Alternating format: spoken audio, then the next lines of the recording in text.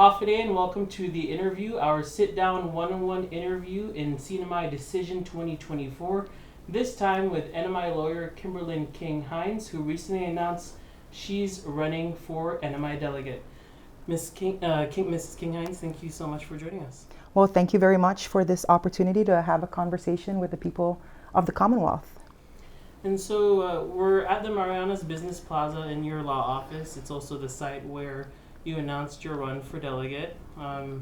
Tell us a little bit about the significance of this place, as you also mentioned in your speech. Well, as I mentioned in my speech, this place brings back very fond childhood memories. Like I said, these grounds were some of my very first memories growing up here in Saipan. But in terms of today, I wanted to have this conversation at my place of work. As an attorney, people think that the job is just being an advocate, right? But as an attorney, you are your own private business, right? You are a small business to a certain extent, and the business that I'm in is selling legal services. And so I wanted to have a conversation in my office that I've worked very hard to build over the course of this 10 years since I've entered into private practice. And so let's talk a little bit about your background, both professional and personal. In recent years, most people know you because of your work as the chair on the Commonwealth Ports Authority Board. At least that's what made the headlines every day. Right. So just want to give you the opportunity to address the people directly and introduce yourself. Let them know a bit about you. Sure. Okay, so for those of you that don't know me and I have yet to have the privilege of meeting, my name is Kimberlyn King-Hinds. I was born on Tinian, and I've only ever left the CNMI to go to school. The first time I left was after 8th grade, when my parents moved me to America, basically in large part so that, when it was time to go to college, we could qualify for state tuition. And so, there was a lot of planning in terms of my parents thinking about our future and our education and how we were supposed to afford that. And so I went to high school at Milwaukee High. After I graduated from high school, I went to Loyola Marymount University in Los Angeles, where I got my bachelor's degree in political science. I wasn't one of those people who went the traditional route of going the whole 4 years through. I graduated in 1993 and had to take some time off because, my parents were going through financial difficulties. And so I had to take a break and go and help mom, right, with just the finances, putting food on the table. I eventually went back and finished my degree, and I wrapped up college around 99, and then I moved back home and had the privilege of working for Lieutenant Governor Pepero at the time. And it was just by sheer luck, actually, because I just moved back home, and during a period of time when I had to take a break from college and I had to come back home because my dad was sick, I actually worked on the Tenno Pepero campaign and the Pepero Kizo campaign at the time when they were running for governor. And so when I came back and I saw him at the airport, he was like, "So what are you doing?" And I'm like, "Well, I'm looking for a job." And so he offered me a job, and I became the special assistant for community projects and services, representing his office on the island of Tinian. I did that for some time, and then I ended up running the Tinian Youth Center. And I did that, for many years until the administration changed and I found myself out of a job. And at that time, I was like, well, for every door that closes, there's always new opportunities. And, this was a time when the CNMI was just federalized. And so I was like, I'm going to go back and, get my master's degree. And, with the hopes, Tomas, that I could make independent decisions and I didn't have to rely on politics, right? So I went back, got my master's, came back, and frankly, even with a master's degree, nothing changed. And so just in terms of the politics, right? And so I was like, okay, I have to find another way. And the other way for me was to pursue, a professional career in some sort of field. I did consider going into the medical field, but I can't handle blood. So we had to scratch out med school. And, I considered going into accounting. I suck at math, so scratched that out. And the only other viable option at the time was pursuing law school, which I did. And so went to law school, came back, and I was very fortunate upon my return to have been given the opportunity to work as the in-house counsel for the settlement fund under the leadership of Joy Stang, who's the trustee. I did that for almost a year, and this was a time when the whole conversation about the CJMT and the divert was just ramping up, and so it was at that time where the Tinian leadership asked me to actually serve on the Commonwealth Ports Authority. And so I went back to Joy Stang and said, hey, I've been asked by the Tinian leadership to accept this appointed position, and I really want to do it because, the ports have a critical say in whatever happens with regards to these proposed activities. And, I want to be able to advocate for not just Tinian, but for the entire community. Joy Stang said no, because we were, in an opposite positions with regards to just the relationships and dynamics of the settlement fund and the government. And I went home that night because, this was a paying job. And I had a conversation with my husband, Chester. And I told him, I was like, I know that this is not a paying position, but this is important to me, and it's important to our community to have an advocate that's going to, to fight for all of us. And so at that point I was like, I'm thinking of quitting. So the next morning, what I ended up doing was writing my letter of resignation to Joy Stang, and basically said in that letter, this is a choice between a job and my community, and at the end of the day, my community is always going to win out. And so that's how I ended up opening my private practice and being involved in all these roles as it relates to the work that I've done, whether it be at CPA or assisting the central government or representing the municipality. That's so interesting to hear, because it's as if you're once again at that crossroads with your job and successful professional life and opting to run for public office. You said in your speech, I never aspired to be a politician. I don't think of myself as one today. We also know that politics, as they say, is in your blood. Your mother was the first of two women, along with Felicidad Agumuro, in the first legislature. Your brother is Senator Carl King Neighbors in the Senate. Why don't you think of yourself as a politician? And if not, then why pursue this office now? And why not before? Because I know your name has come up before. Yes, so yes. Why now, and why pursue politics if you don't think you're a politician? Well, to be honest, I really hate politics.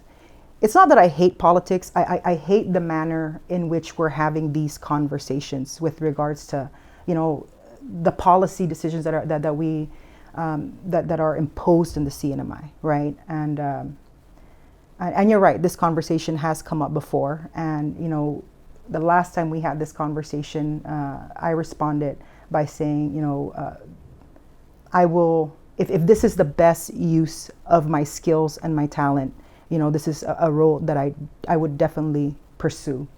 And, I don't know if politics is in my blood. What I do know is that growing up, right, I grew up in the first CNMI legislature, hiding out underneath my mom's desk and just hearing these people having conversations about helping people. And then, when my dad, got together with my mom, and this is William B. Neighbors, right? He was an attorney, he was an advocate. He was involved in a lot of these opportunities to have conversations about, just, what it means to be self-governing, how the federal relationship should be, right, between the CNMI and the federal government. He ran for CONCON delegate, and at one point he also ran to be a congressman in Tinian. And I remember for the very first time when I held the microphone in my hand, asking for votes for my dad, and that was, I was 9 years old. And so, I think to a certain extent it's just how I was brought up. It was the environment that has nurtured me to be who I am today. And your mom, of course, is Serafina. Yes, my mom is Serafina King-Neighbors. Interestingly, Tomas, I asked her, Mom, what happened, right? You ran for the first CNMI legislature, and then after that, you decided that it wasn't, for you. Why is that? And, times never, it seems to me that some things just never change. And from what she has shared with me, she didn't want, even back then, the politics required basically, that you go out and pay people's utility bills, show up at these funerals, buy beer, do these traditional types of things in terms of the way we politic. And she said that, she didn't felt like that was something that she could do. She also had a family to raise, right? And she wanted to focus on policy. And at the time, there was much less focus on the policy, and there was a lot more focus on the politics, even during the first CNMI legislature. And so she decided that, that wasn't something that was making her happy. And so she stepped out of that role and found other ways to contribute. So why is 2024 different? Is it because Kilili's not running again? What makes this year different from the past? It's not 2024. I think this has been building up since the alignment to the Pacific, right? The realignment of forces and the emphasis and focus in the Marianas with regards to our strategic location. That has always been in the back of my mind, right? In terms of how that is impacting the economy. Since I've gone into private practice, I've represented the municipality. I have worked and been appointed to different task force by the previous administration as it relates to dealing with military issues. And so I've been at the forefront of these conversations. And one of the things that I keep raising to our federal partners is that, when you look at the region here in Micronesia, right, we keep having these discussions from the perspective that the Chinese are coming and influencing Micronesia, and there are bad actors coming into Micronesia and basically influencing policy decisions. I say that's okay, that's a good observation, but we have to ask ourselves, why is that happening? And the reason that is happening is that, these economies, these islands are struggling economically. They're looking for a solution. Their people need critical programs and services, and the government is just not sustainable to be able to provide for their communities. And so when you have actors like China coming in and seeing the situation for what it is, right? This Chinese checkbook diplomacy where they're coming in and funding certain projects. And it's not just here in Micronesia, right? We see that happening in India. We see that happening in Africa. And so the question is, it's not that they're coming in, it's why they're coming in. And the issue basically is that these communities are hungry to be economically self-sustainable. And so to me, right, watching COVID basically just shut down our economy, and then just kind of sitting back and not taking aggressive action to be able to start ameliorating this impact, given the fact that, one, we do have this geopolitical tension, right? But two, we need to be able to run our government, right? And how do we marry these two? And I don't think that these conversations are being elevated and had with our community or just within the federal government. And so, no, not 2024. This is something that I've been thinking about for a long time. And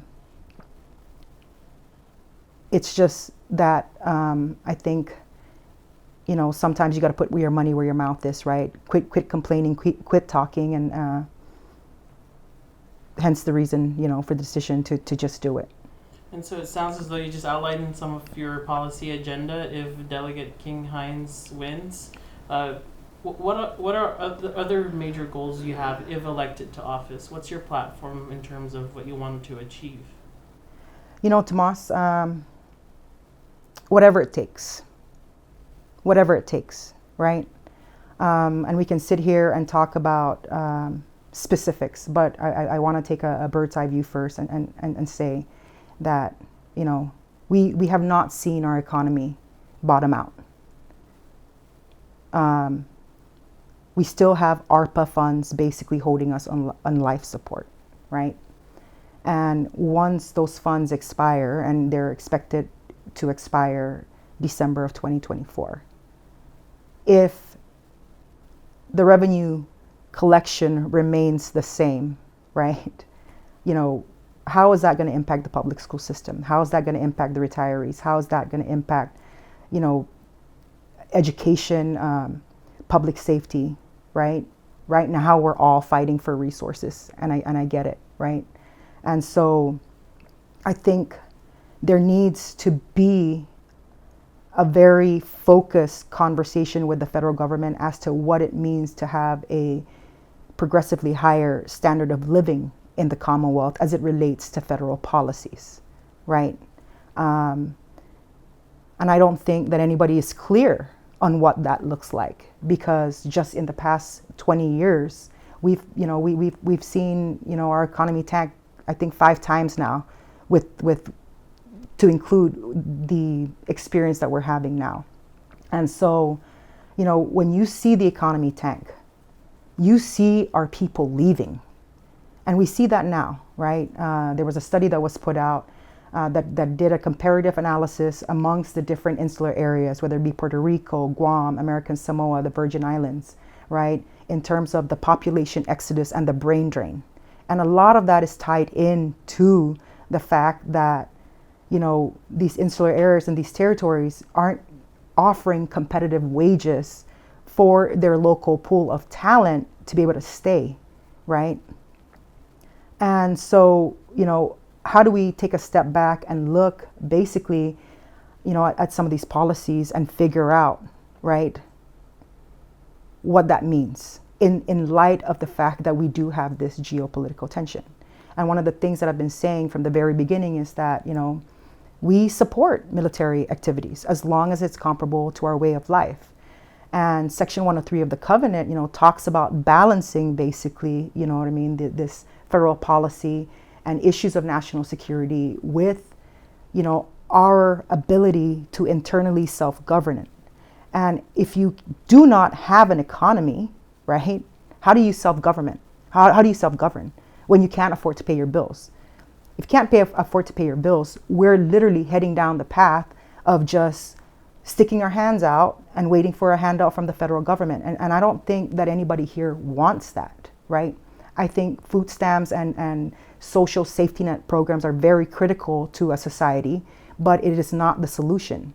It is a hand up when you need a hand, but it's not sustainable, right? And so, yeah.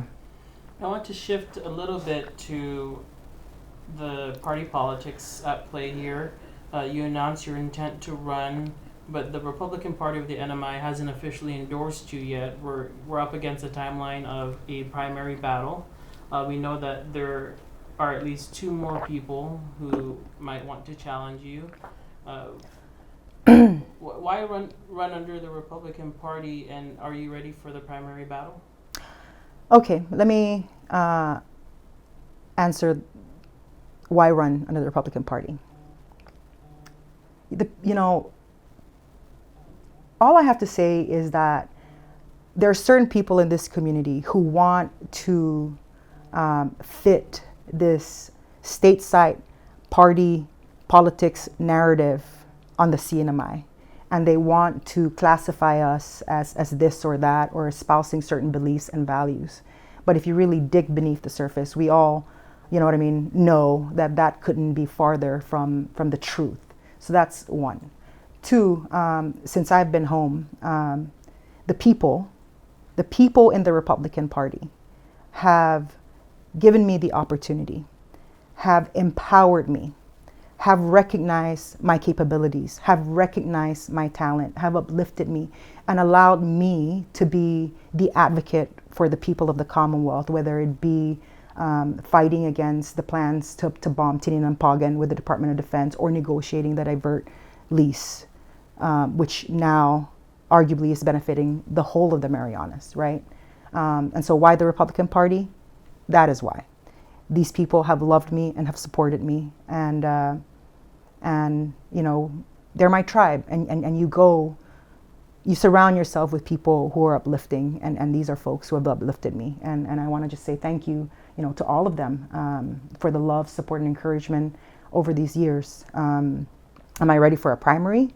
I think primary is a good thing, right? I know that TJ Manglona has an interest, and he did give me a call. We did have lunch, and he wanted to share his thoughts about running, and I said, TJ, if you're coming to me to ask me, whether you should do this or not, that's not an answer. That is not something I can answer for you.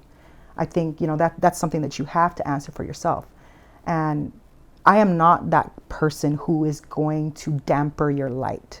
I want to see him thrive. I want to see him grow. And if he feels that this is a route where, he feels empowered and where he can grow and he can make a contribution, then why not?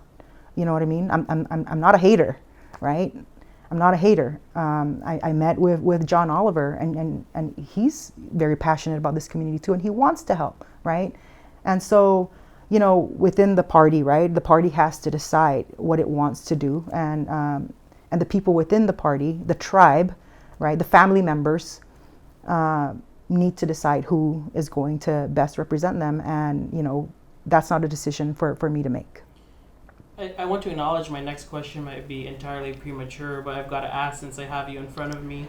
If you don't win the GOP primary, will you run as an independent? That's I haven't thought about that, Tomas, and I'll say this. I run to win. And so, I don't mean that to mean anything other than the fact that I have not thought about that possibility. I guess we'll cross that bridge when we get there. All right, thank you for answering that. I did want to ask you, we just discussed the party itself, and the party itself has fallen under some criticism in recent years. Some might say the last election is an indication of that. Mm-hmm. With the new administration, at least what is described as the independent Democratic majority Mm-hmm. in the legislature.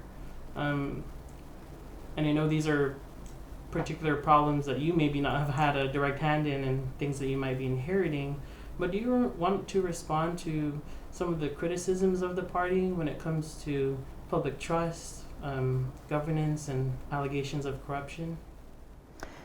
I think some of the criticisms are valid.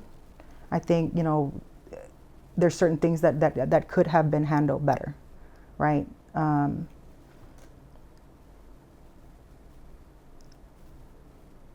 I guess I think that you're right in your assessment that, that the last election was a referendum, on just the manner in which some of the things that were undertaken was not done in the way that people hoped or expected, right? But I guess, we're 1 year into a new administration, and what has changed? We hear the same allegations, right? And the thing is, right, and I think about this quote all the time. It's a Martin Luther King quote, right? Like, I can't force somebody to love me. And I'm probably botching up this quote, right, or this saying. I can't force somebody to love me, but I can legislate him to stop him from lynching me, right? So in the same context, we can't force people, to not be corrupt, but we can certainly legislate to prevent some of these things from happening. And, arguably, with the House and the governor aligned, and the Senate as well, to a certain extent, right? I have not seen any legislation that addresses, how these funds should be safeguarded. There are questions today still as to where exactly are these ARPA funds. You have the Senate president coming out and basically asking all these questions as to, how these funds are being expended. And so, it's a fair criticism, but it's one that I'm not going to shy away from. In your speech, you concluded by saying it's time for the next generation to level up. Mm-hmm. What do you mean by that? Well,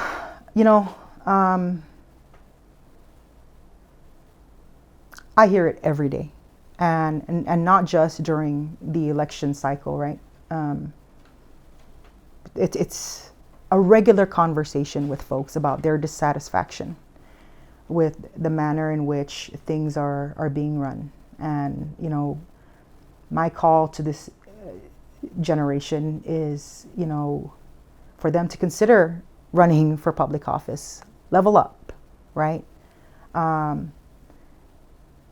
Step up to the plate. Because these things, these issues, they all need our help, right? But also level up in the sense that, I think that we need to have a shift in paradigm with regards to the manner in which we politic, right? And so, I got a lot of messages from just different folks who said, oh, I'm really sorry I couldn't make it to the announcement because I had to work, right? Or, I'm scared of my job, right?